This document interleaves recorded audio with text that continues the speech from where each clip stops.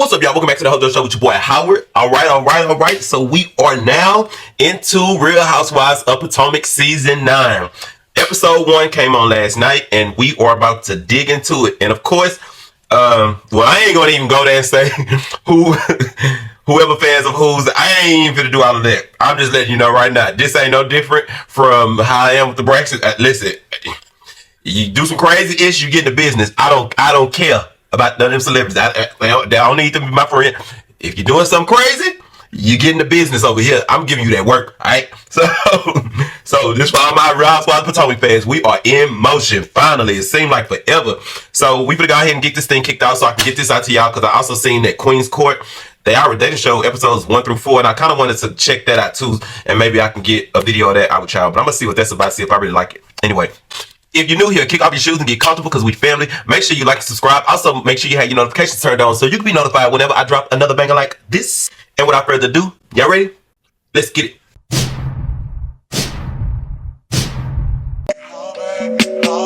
Yes, I'm jaded. Most of the things I don't wanna say. I won't be around while you chase.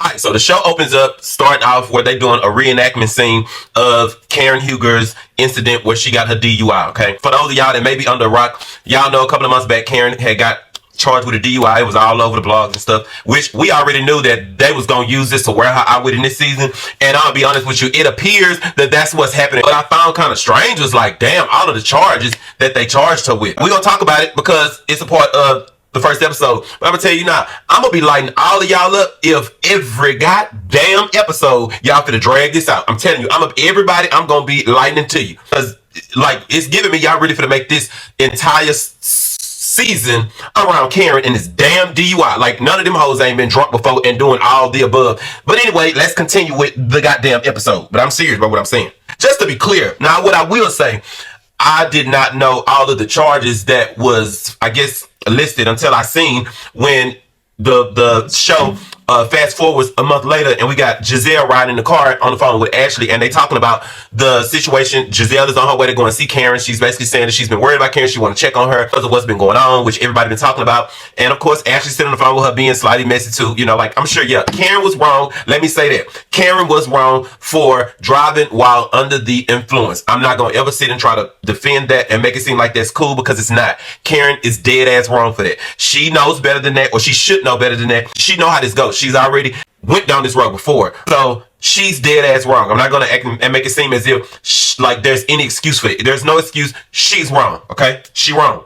And then we're going to move past it. I done said she wrong. All right? As forward, all of the charges that she was given was, I just didn't know she had all of those charges. So that was kind of mind blowing to me, because I'm like, well, damn, I thought it was just a DUI. I didn't know it was all of these other ones. So when they was listing them, I was kind of mind blown. And so I'm going to go through them with y'all. So she was charged with driving vehicle while impaired by alcohol, reckless driving vehicle in wanton and willful disregard for safety of persons and property, driving vehicle while under the influence of alcohol, failure of license to notify administration of change of address within 30 days, driving vehicle on highway with suspended registration, negligent driving vehicle in careless and imprudent manner, endangering property, life, and person, and driving vehicle in excess of reasonable prudent speed on highway. That's 7 damn charges. I mean, damn, like, was she really doing all of that? Like, damn, are y'all sure that was Karen? That damn, it seemed like she was a NASCAR driver. God damn.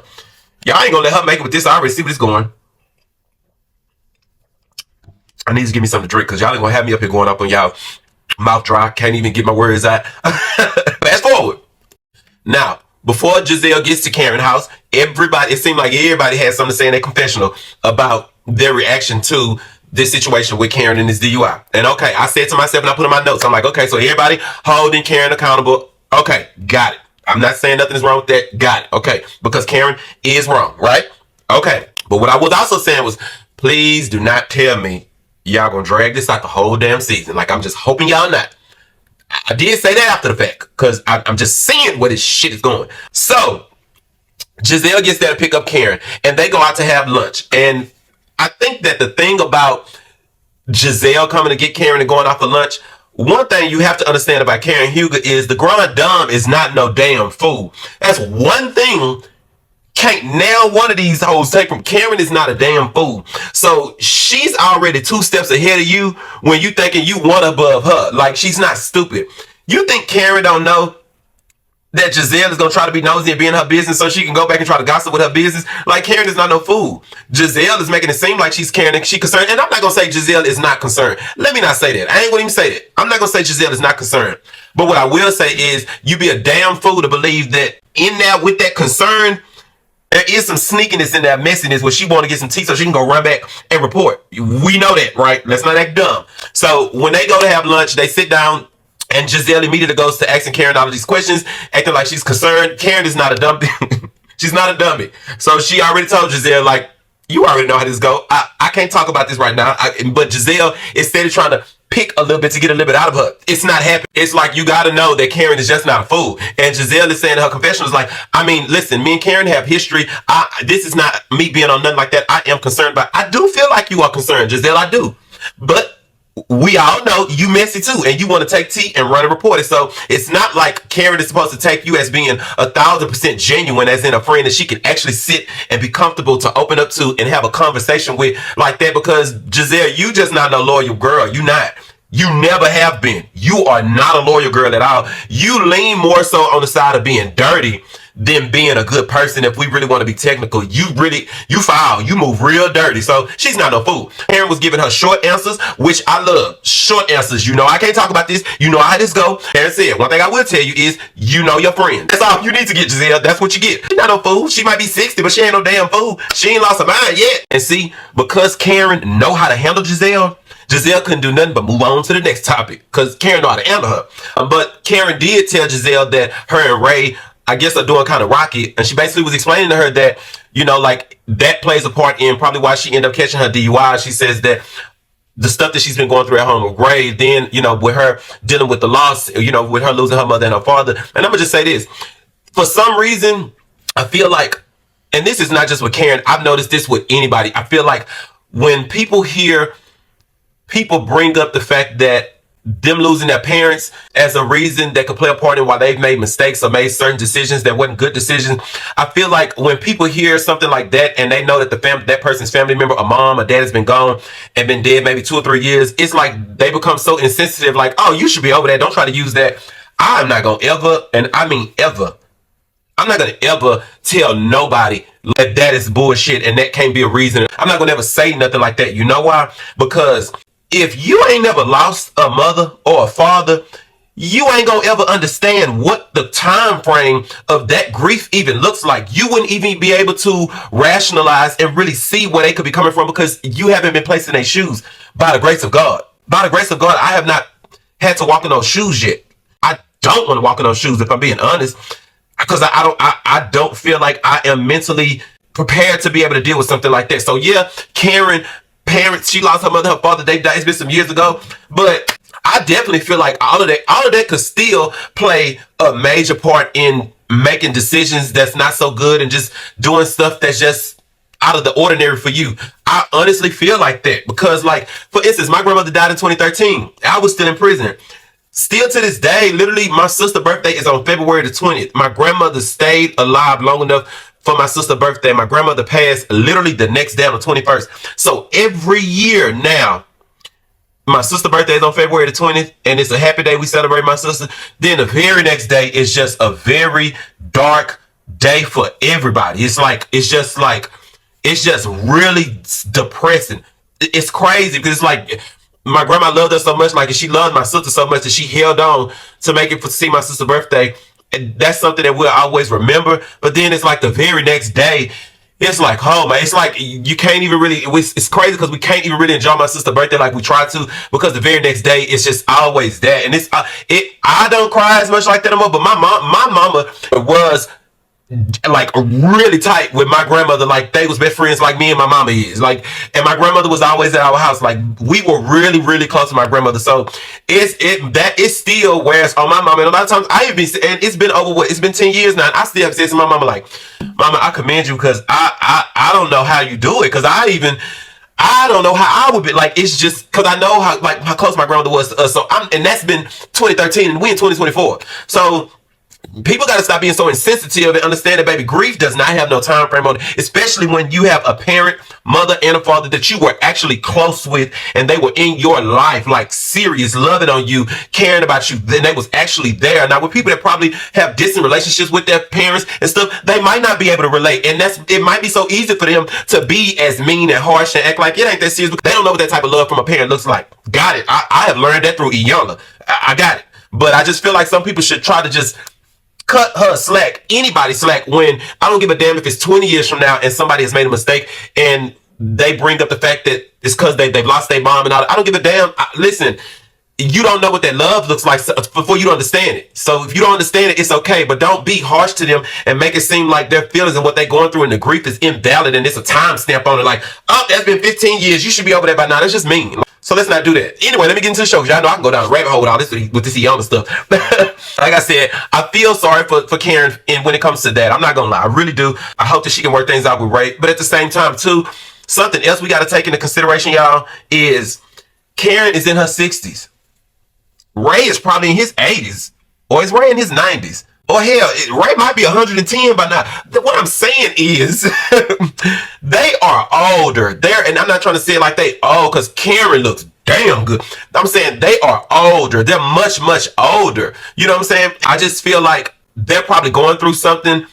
Not saying that they will probably get a divorce, but I just feel like they both are getting older up in age, and she want Ray to be there. I'm pretty sure Ray probably want to be there, because Ray has always been a cool, calm, and collected guy. He's real easy going, you know what I'm saying? He don't really trip, but it's like Ray been old for a while, old. So it's like, I know with him getting as old as he's gotten, it's probably hard for him to actually be there like she need at the same time, because I not try to read or nothing like that either, but I mean, Quaz is kept, they getting so up there in age. I think Ray might be getting to a place where he might be needing somebody to be there for him as well. Just being honest. Y'all understand what I'm saying? Like, I'm saying that's why I feel like maybe he's not able to be there for her like that, because he's an older man too. And I really wish them the best. I really, really do. And I really wish that Karen could get into some therapy to help her cope and deal with the loss of her parents, you know, a little better, because I mean, I feel like for somebody that enjoys drinking, or they like to drink, that's a coping mechanism for them.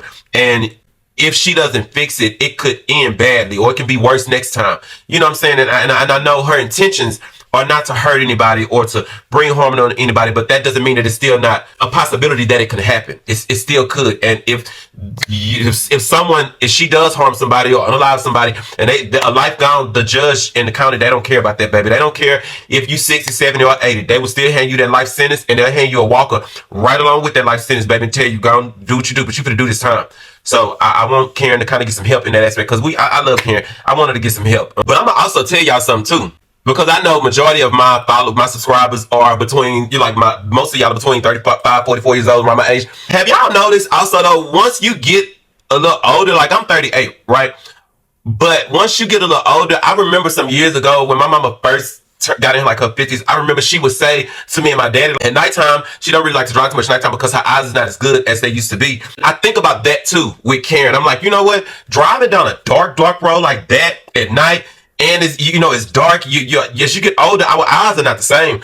I have come to realize that even with myself, that baby, that 20/20 vision ain't 20/20. Like, I can still see good, but I can't, like, at nighttime, I can't see as good as how I would normally be able to see when I was younger. I ain't gonna even sit and hold you act like I can. My eyes be kind of messing with me too at nighttime. So all I'm really saying is that I feel like that we gotta at least extend some grace. I'm not saying excuse the behavior at all, because like I said, Karen is wrong, but I am saying I do feel like we can extend some grace to her, because she is getting up in age. They're older, but I just think that she needs to start having somebody to drive her when she's knowing she's going to have a good time and she might get inebriated. She needs to go and have somebody to drive. She don't need to drive at all. That's just being honest. As for before they ended the lunch, I will say, when they started talking about Mia and her boyfriend, it was so funny to me that they was talking about how Mia take these pictures with that man, and she always is behind him to not make him look so short. And the editors is crazy, because they actually showed the pictures and they ain't lying. So Mia really be standing behind that man so she wouldn't look like she's so much taller than like, regardless, Mia,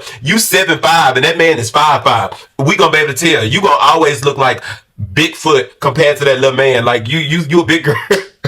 You Amazon girl. That was a capital B. I am not gonna lie. And then when Gizelle started talking about, she's talking about that lady was a revolving door.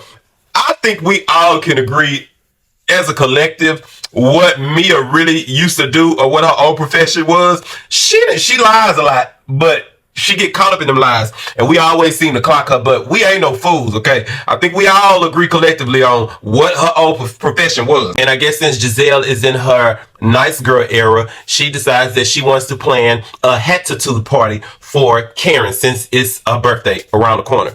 So we're going to see how that go. Stay tuned. Now, this next scene with Mia and G and them damn kids. Let me tell you something. So you mean to tell me, I want to make sure we all got this right as a collective. So G done moved in Mia's building. Not only have he moved in Mia's building, but Mia talking about now when she do her little sneaky link, she can't really sneak. But Mia, y'all ain't together no more. So why would Ink be considered a damn sneaky link? Ain't that your man now? That's what I'm saying. Mia, what girl, you live so many different lives and tell so many lies that you get us caught up in your lies and confused. How is Ink a sneaky link if that's your man, you posting him online? How is he your sneaky link? Or are you saying when he ain't there, now since G live in your building, you can't even get none of your other sneaky links? Oh, now I'm talking to y'all, is that what she's saying? Like you talking about like your dates? You know, like you and Marlo got something in common, if y'all know what I'm talking about. That's what she talking about, because Ink is not considered a sneaky link, y'all. If that's your nigga, you got him on your page, that ain't no sneaky link. So if G is in the building and now you talking about bringing sneaky links, okay, so then Mia, you hoeing. I'ma just say it. I'ma just say it. You hoeing, sister. That's the only thing you could mean. I was beating around the bush on saying it just a minute ago, but I think that we all, as a collective, have came to understand that you are a high class profiled hoe, allegedly. Okay, I'm just gonna allegedly. That's just what it's given. Okay, I'm just being honest. Now it's good to see that you and G and the kids are having time together, because we know that G loves you, and I know you love G too, and the kids love both of y'all together. They used to y'all being together and y'all as a family. But I got some questions for you, Mia. So you mean to tell me you ain't found out who the father of Jeremiah is yet? And you've been in close proximity. You've been around Ink and G several times, and your son still don't know which one of them is his real daddy? Why don't you give a damn? That's what I'm tripping. Like, why don't you give a damn? And then you telling G that Ink is fed up. He want to get a DNA test. Why is Ink fed up? Why you as a mother aren't fed up? You like, it's almost like, Mia, you want to be this high class escort. You really want to be the it girl, but you moving, the way you move is like a Section 8 Burger King ghetto broad. Like because Mia, why are you taking so long? Like, why does it take a nigga to tell you he fed up and he want to see and get a DNA test to see if this is his child? I am flabbergasted, Mia. It's what is not clicking? Like, is your head not hard enough? Like, what's not clicking? You are Jeremiah's mom. One of them is his daddy. Are you afraid that neither one of them are Jeremiah's father? Because if we're really being technical, Jeremiah to me don't look like Ink or G. I'm just being honest. Now, he has the same complexion, I feel like, as G. But when I'm looking, I just can't get neither one of their features. I can't. So, is the real reason why you ain't when got this DNA test done is because you ain't sure if one of them are Jeremiah's father? Like, what's really going on? Like, that's a little crazy to me. Then this is what G is a little crazy to me, because when you tell this to G, G don't want to go and get a DNA test. He don't care about getting a DNA test because he's still saying Jeremiah's is his. Then when you tell him, well, why you don't want to get a test, he gonna say some crazy ass stuff like, because if I go get a test, that's like me saying I believe that he ain't mine. G, you are definitely a sugar daddy. Like, you really are. Like, you act the way you operate. It's like you so cool. You really, like, you cool people. But I think because you and Mia have been in this type of relationship, and it's probably before Mia you was doing relationships and situationships like this, that you actually think, and you, like, in your mind you kind of have some delusion, just like those tricks do, like sugar. And if y'all want to know how I know all this, and listen, baby, I'd have been around the world now. Yeah, I ain't never been old. Let me get that right. But I done dealt with quite a few sugar daddies, tricks. Listen, I done worked many of them with just some conversations and some kites in prison. So I know how I go with them. And I'm telling you, G has this, like, his mindset is like he would rather live in a world of delusion than actually go and get a DNA test, because if he do, and it'll mess up the fairy tale that he's playing in his mind. Y'all follow what I'm saying? That's just me being straight up with y'all. Like, I peep game. Like, I've been doing this too long, and I know how tricks is, and like that's the mindset. Y'all have been in one hell of a hoish committed relationship. Mia, you are something else, sister. I just want you to know that. But I will say, I need you to hurry up and make this a priority. If you love your kids, like you claiming you love your kids, you need to make that a priority, baby. And you need to show that. No other nigga should be more concerned about finding out if he's the father than you are. You are definitely lacking in that area of being a responsible mother, prioritizing your children. You lacking, baby. I don't care. You lacking. You can cry me a river all day long. We ain't gonna see no tears anyway because all that damn Botox. So it's gonna look like you smiling. You too old to be moving like that. I ain't hating, I'm just stating. Next thing we got Ashley that's going to meet with her attorney, I guess. She's now finally making a decision 35 years later that she finally want to divorce that man. This is what I don't understand. You wait till that man is bones. That man is damn near a corpse. And now you saying you want to finally move on with the divorce. About damn time. Okay, bravo for Ashley. His ass. Wasting your damn time staying married to him because you scared you ain't know you gonna be able to pay your damn bills. Oh my God, it's just a waste of time. How long could you stay married to that pervert? Anyway, she talked to the lady about moving forward with the paperwork finally, and only thing they really discussed was that the thing she probably have to worry about is, you know, like when it comes to what he want, Ashley don't know exactly what he want, and she don't know how he might respond as far as like custody stuff, because Ashley wants her kids with her pretty much all the damn time. We know she want full custody, but Michael, he can be petty and say he want full custody, but we don't know how that's gonna go. But I wish her all the best. I just hate that, like, you finally decide you want to move on with that when you ain't really had nothing else to talk about, because this is really a stale, boring ass storyline for you, Ashley. The camera wasn't even on you for 5 minutes and they switched scenes. That's how you know you need to get something else going in your life that's interesting. If you saying you ready for this divorce and you over it, you ready to move forward, baby girl, move forward. You say you ready to start dating, okay, you need to be dating. Find you a man, find you somebody interesting, because I honestly do not see you being like interested enough for people to want to tune into you. Just watching you in that clip, Ashley, it kind of let me know that you just as boring as Robin on the cool. Only thing is you got a little more bite than Robin.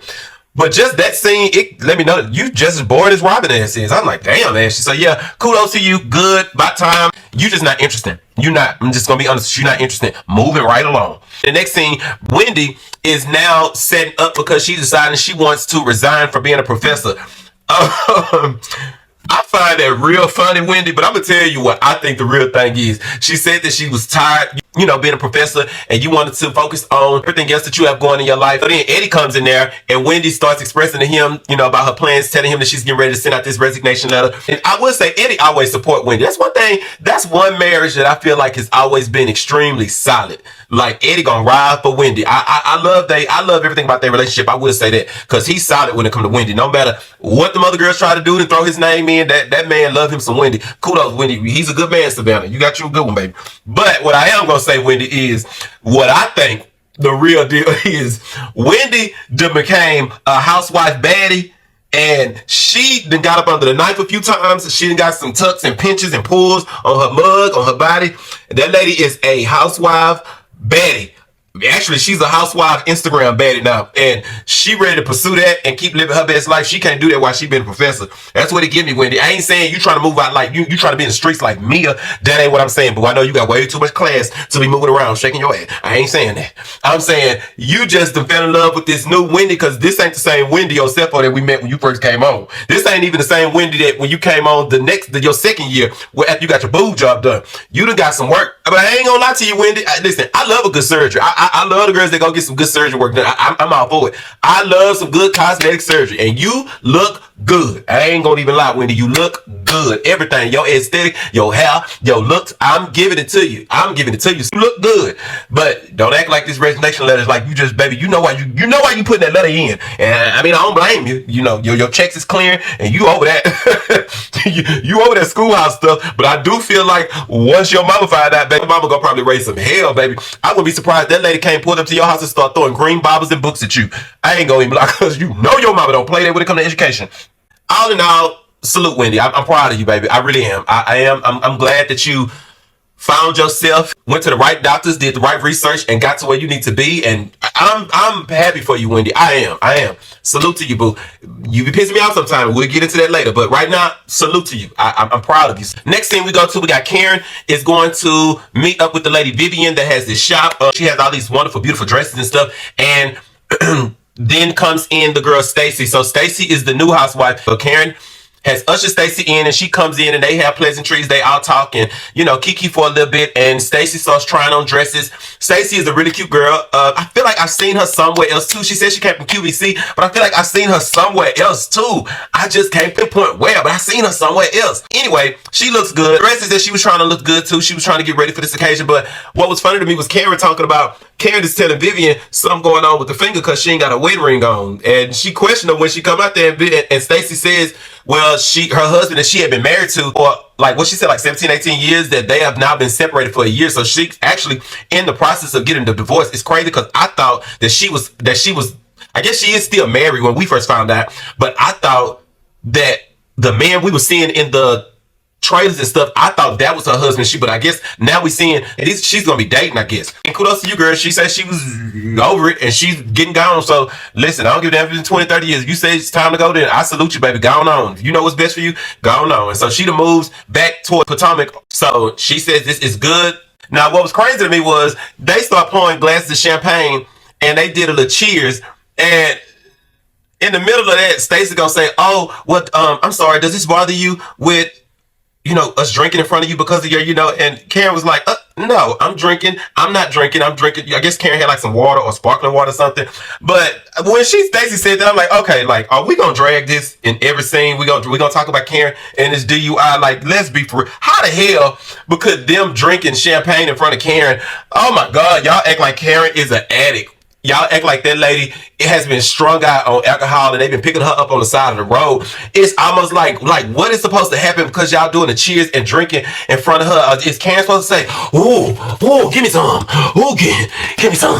Just a sip. Give me just a sip, girl. I promise I ain't gonna tell nobody. Like, it's not that serious. It's a damn drink. Like, oh my God, y'all gonna really just play this out to just whack Karen out with, like, Jesus Christ. Woo, boy. But I guess that's what's coming for you. So this must be Karen villain season because, baby, y'all gonna wear out with this DUI. Karen, go ahead and get you in some NAAA. Go take all type of alcohol anonymous class. Go do everything, baby. So they can't ever wear you out with this no more. Like, please, Lord Jesus. Damn. All right, so now we are at the hattitude party that Gizelle had planned for Karen. Now, at first, I didn't really understand what the hell a hattitude party was, but then I kind of got it now. Okay, Karen loved wearing a cute hat, so it's a hattitude party. Okay, I get it. The only two people that are there first are Gizelle and Ashley. And of course, Ashley trying to be a little nosy. Her and Gizelle having a slight little chat before everybody else get there. And of course, they talking about Karen. Ashley's trying to get some tea out of Gizelle, but Gizelle's letting her know so many words. Karen ain't really letting out. She was short. She wasn't giving me the tea that I wanted, which good, because you was ready to come and run it back to Ashley, just like we knew. So then more girls start coming in. Mia comes in with the new girl. The girl name is Jassy. Her boyfriend played for the NFL. Is it for the Chiefs? I think she said he played for. She introduced her to Jacqueline came, which is another one of Mia's friends. What I didn't understand was, as soon as I seen Mia with this girl Jassy, I was saying to myself, like, is this another you and Jackie episode? You know, like you and Jackie like to share men and stuff like that. That's the first thing that came to my mind. Anybody that come in as a friend of Mia's, I feel like we all are gonna question it because Mia and Jackie, they do this little host stuff, you know. But Jassy is a cute girl. I will give her that. She is really cute. What I didn't understand is that once Wendy started coming in and everybody started speaking and stuff, and they sit down at the table, Wendy gonna ask her about, you know, like her boyfriend and stuff. That's normal. That's typical stuff they do. But once the girl told them that she played for, I think it's the Chiefs, Wendy gonna ask her, "Oh, so have you met Taylor Swift?" And she was like, "Yeah." She's like, "Oh, we need to talk later. I'm fangirling over Taylor Swift." So Wendy, you a Swiftie now? Oh my God. Well, I guess I need to stop acting like that, huh? Because Taylor Swift got a whole lot of fans. And I guess I'm like that when it comes to Beyonce. But I don't know. Just something about Wendy, you fangirling over Taylor Swift because she met Taylor Swift. Like, I guess I sound like the people that can't stand Beyonce when we be talking and bragging about Beyonce, huh? So I just think that Taylor Swift is overrated. I guess I sound just like the people that be talking about Taylor Swift is overrated. Like, she don't be shaking the scene like she...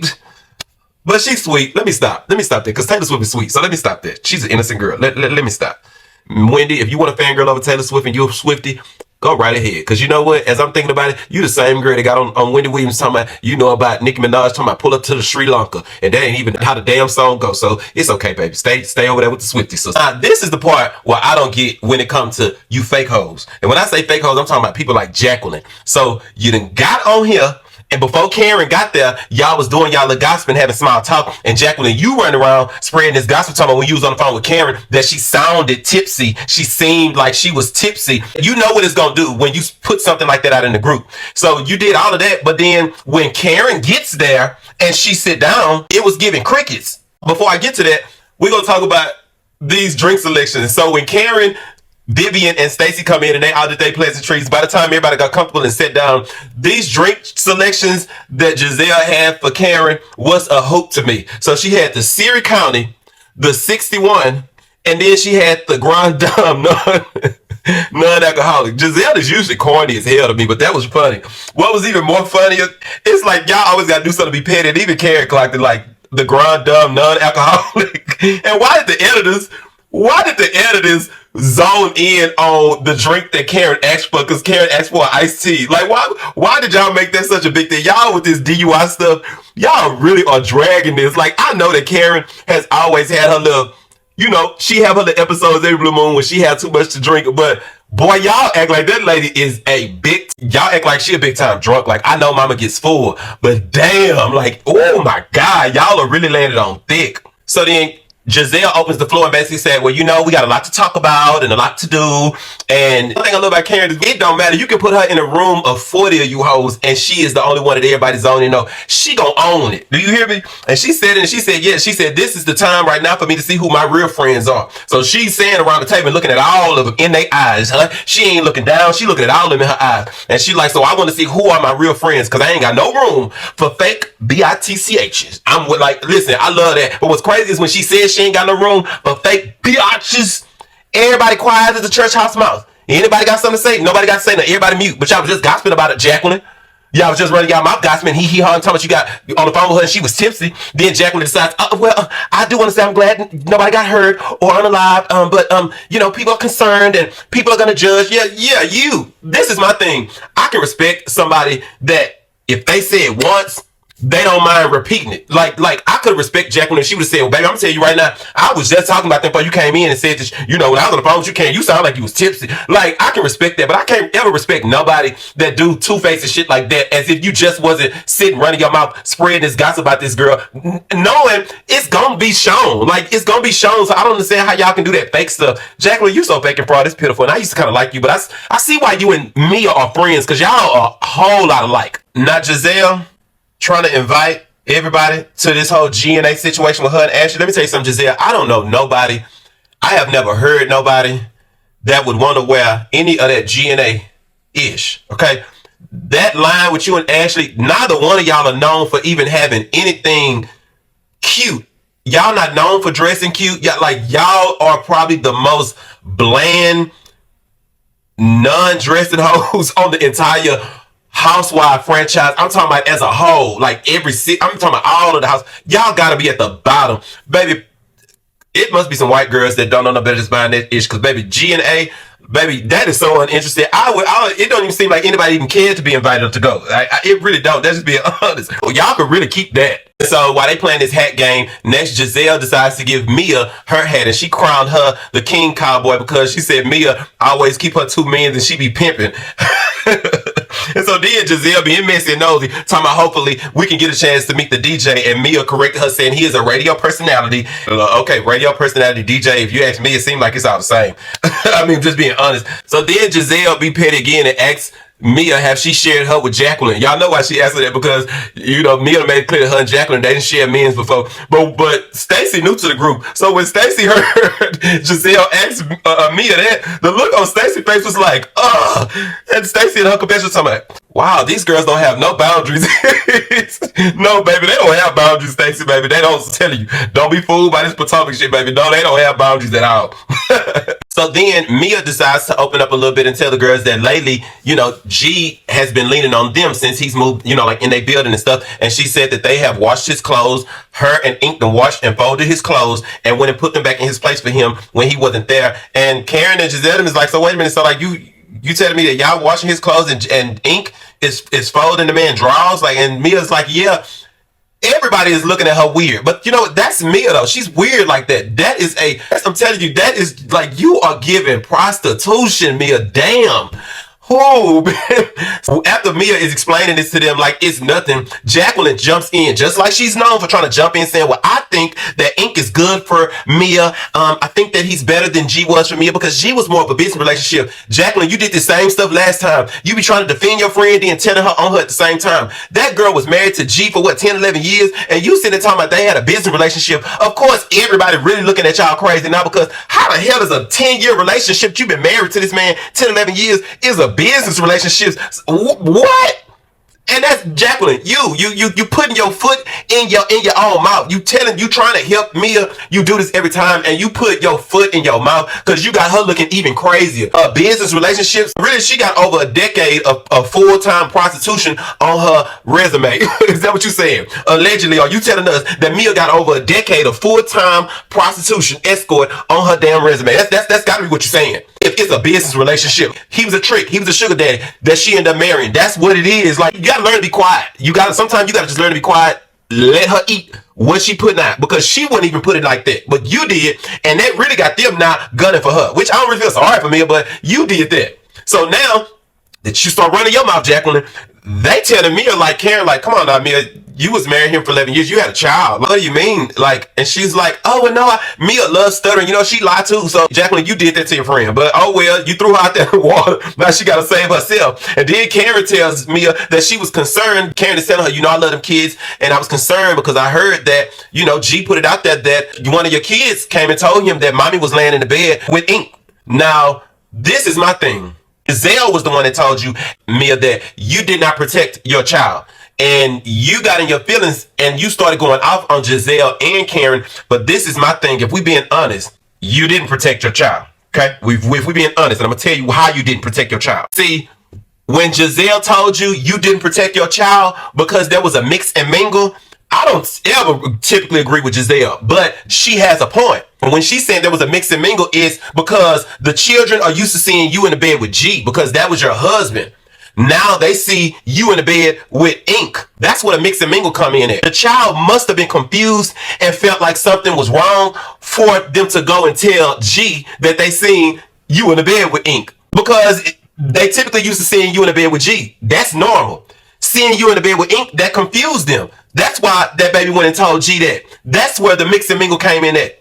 That's where you did not protect your child at because your child shouldn't have saw that, especially so soon. Your child shouldn't have saw that. You get mad and starts going off and crying and all of that. Like, baby, you going off, but if we being honest with you, you trying to say with these kids, my kids are raised, they go to school, they get fed. We not saying you're not a good mother. We not saying that you weren't providing for them kids. All that can be true, and you still didn't protect your damn child because you still allowed them to see that. You shouldn't have got that comfortable so soon to let them see you in the bed with Ink. You just shouldn't. The show starts going off where you run in the restroom crying. Like I said, you got all that damn Botox in your face, baby. We can't even see no tears. It just look like you smiling hard every time you crying because ain't not one tear falling. Now, I don't get this with Wendy. Wendy, I love you. Like I told you, I love you, Wendy. But Wendy, you chimed in saying, don't y'all think that's too much? It's too heavy. Wendy, girl, you got to know how to shut up and let girls get their karma when it's time. That's the same girl that dashed you, hit you with a damn purse. That girl did all that to you. Let her get her karma. Let her. God ain't gonna punish you for not stepping in and saying nothing. Like, Tommy, you getting on Karen and saying, don't y'all think that's a lot? This is too heavy. She's a mother. Yeah, you was also a mother when she hit you with that damn purse, wasn't you? You was also a mother when she dashed you with that drink, wasn't you? Yeah, okay. So defending her, girl, let her go up and smoke. Let Mia go up and smoke. She just putting on for the camera. She lied like any damn way. And she wasn't even crying for real. Wasn't no damn tears. She just ran in the restroom to get some attention. Ain't nobody buying into that. Whenever Mia is caught in the trap, whenever she's caught lying, guess what she gonna do? She gonna start crying. Y'all know that's her forte. You don't never see no tears. You just see her smiling. And it look like she crying. Why you got tissue? Baby, Candace is gone. We don't need you grabbing tissue, trying to use that. Not one tear fell. You running to defend her, Wendy. Let that lady roast. Let her roast, baby. Let her roast. Because she ain't mind letting you roast. I don't feel sorry for me. You didn't protect your child. You didn't. You want to be a Jezebel so much that you okay with letting them babies see and you running in the bed from one man to the next. Yeah, you didn't protect your child. You so worried about getting your fix with the next man. Like, baby, please. I don't feel sorry for you. They called you outright. And I don't ever agree with Gizelle. They called your ass outright. I'll drop down in the comments below and let me know what y'all think about this first episode. I love y'all. Appreciate y'all for rocking with me. Make sure y'all like and subscribe. Also, make sure you have your notifications turned on so you can be notified whenever I drop another banger like this. Love y'all. Peace.